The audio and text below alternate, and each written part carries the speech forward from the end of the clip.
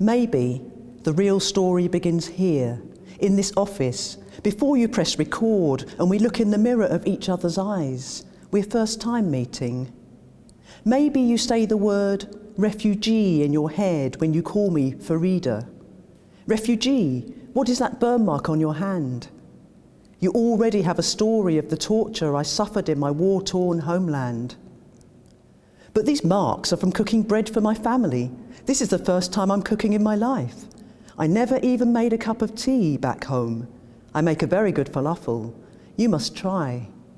Are you recording? Food of the homestead. Christians, Muslims, we bake the same flatbread. Christians and Muslims break the same bread before the change. Though my parents are Egyptian, I am born in Sudan. Sudan is in my blood. Though I am always a Christian, even for 10 years I love Muslims more than Christians. My Muslim neighbours care for my parents when we jet set to Paris or Rome. I love Muslims as I love the Nuba, love my country. We Copts, always first class. We had good English, all of us working in the banks. Cleaner to driver, everyone is close to Farida. No door that is not wide open, thanks to God, since I leave university mid-year, and that day I start my career. The day I started my banking career, my parents complained, but they couldn't control me. Back then was good atmosphere. I am making good money. My husband is running his business in patents. We build a large family house. We have 6 children and some flats in Egypt for the pensions of our parents. Always we are donating to the poor of the brethren. Then government changes. Doors begin to close. At work, what took 2 hours now takes 2 weeks, and Christians are flocking overnight to the US. Then the rumour of a banking leak. Watching the planes flying over my head, I refused to leave my country, my homestead. I refused. I loved my country, my homestead, my mother, my father, my husband's father and mother, the motherland. I would rather be buried dead than leave. I was the last one to leave. My brother-in-law, he's unwell. He needed support to heal his divided mind. We nurture him like a plant and polish each leaf, each flower to help seal him together. Like the two faiths that can't be divided by politicians completely corrupted, splitting the country like an open wound. They insert a lie and this Christian's abducted. I refused to cover my hair, but my heart was divided by language, river, boundary, country, the day I retreated my status to refugee. Why should I be treated as a stranger, as refugee in the country I was born, barricaded in my bank, while demonstrators outside shout blasphemy, hundreds, thousands fed with propaganda poison? We're told, remain calm, stay here, you have food. But my phone buzzed like a dying insect. My husband, my children, my parents pleading with God. I remembered the side door, the back exit where the generator hummed in the dark, and I find myself descending the iron stairs, the noise of the crowd out front like a bull shark, and somehow my legs find the car, my hands on the gears, and my friend is closing the door, imagining the crowbar fist of the crowd pounding on my car. The fist-headed crowd are pounding on my car. My car is not moving. Each fist has a face that looks like my own. How can we be at war when the Nile flows through our twin faiths? If my car is my coffin, their fists are the clods of earth, the rich yellow soil of my country. I start the engine praying, dear God, let it not stall. But my car is the black and the steel of a bulletproof jacket. Today it will save my life. With my hands on the steering wheel and my life in the hand of God, it begins to move. and the waving fists part like the Red Sea. I still think it's a miracle I find myself free. It's a miracle I'm still having a job, but my mind is not free. Each day government is ringing for bank information that I am not having. They don't believe me. More doors are closed in my face with no explanation. Maybe somewhere there's a typed memo. On a blank piece of paper, someone has printed my name. Someone is watching my house. How, I don't know. Anger is a gloved hand and a flickering flame. That night, the family is sleeping on the second floor, except my oldest son and daughter coming back from Coptic Club.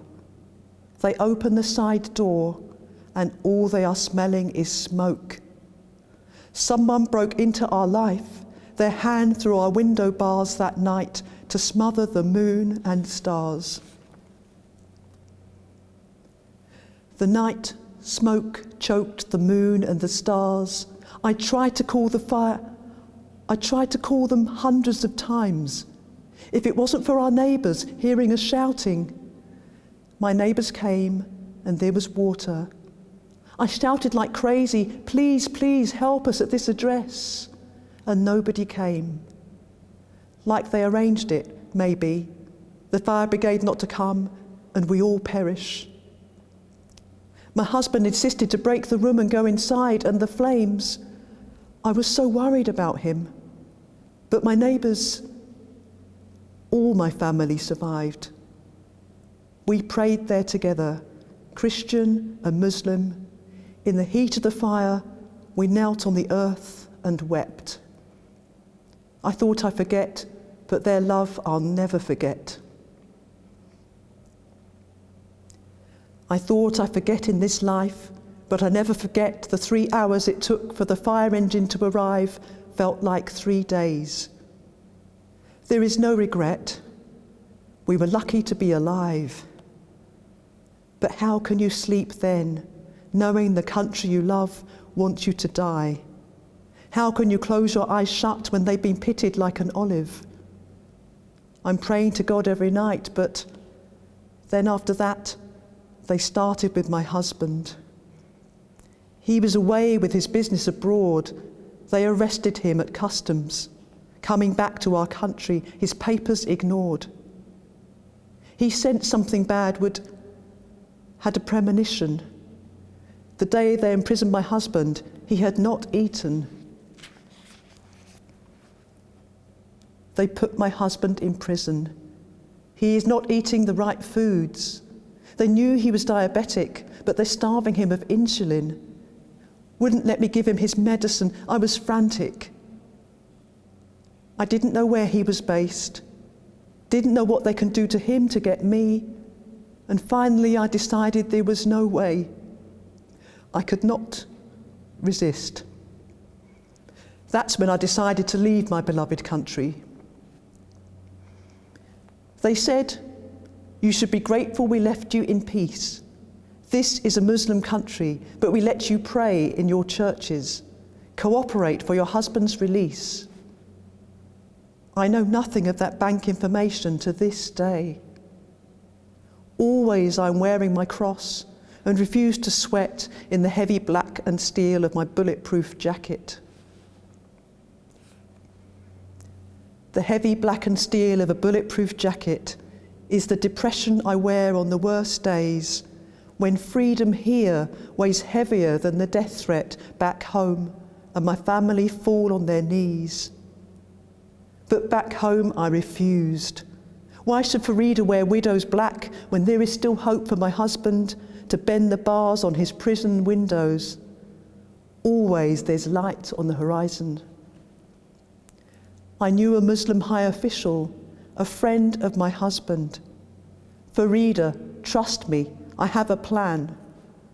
So I'm buying us tickets to London, even then thinking we can come back when things cool down. The day of his release, I'm barely breathing. Meeting him at the airport, the sky is bleeding. When I met him at the airport, he was bleeding. His chest was full of blood, and he had ulcerative colitis. He is needing urgent medical, very sick. He bled onto the flight and is sleeping very peaceful, and the whole of my family is here and safe. As soon as we land, we take him to hospital and they save his life. An international visa is an open door, but the next day we go to Croydon to claim asylum, and though the lady is very kind, it pains me more than everything to cut myself from my home, my country, with each section of my claim. My story, depressed photo in a frame. The story depends where you put the frame.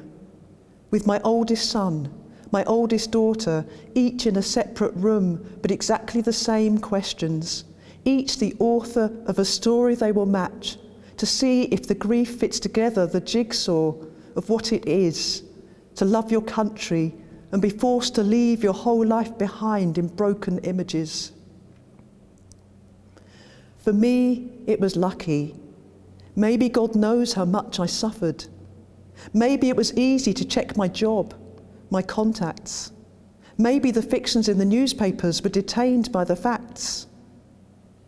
Now I'm underclass, my head covered with shame. How am I begging when I can't remember my name? How can I begin to remember my name when I can't leave the house? When the ache of leaving my mother, she died. The blame is too much. My whole body drowned with grieving in this room with the ribbed roof where I sit with my sins heavy as Jonah. This silent attic where memories play back like the cries of muezzins mixed with the cries from the priest when she first fell sick. But good people come, who open me to feel again for others.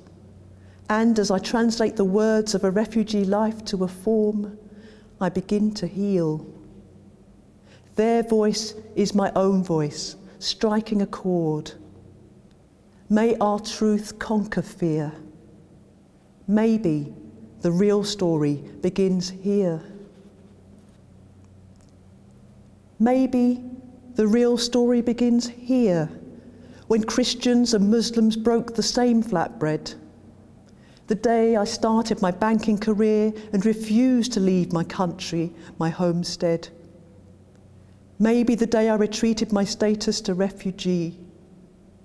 Or the fist-headed crowd pounding on my car and the miracle when I found myself free. The night, the smoke choked the moon and stars. I thought I'd forget, but some things you never forget. The day they imprisoned my husband, he is not eating.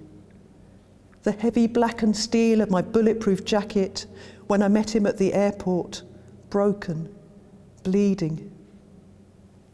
The story ends where you put the frame, but however it begins, remember my name.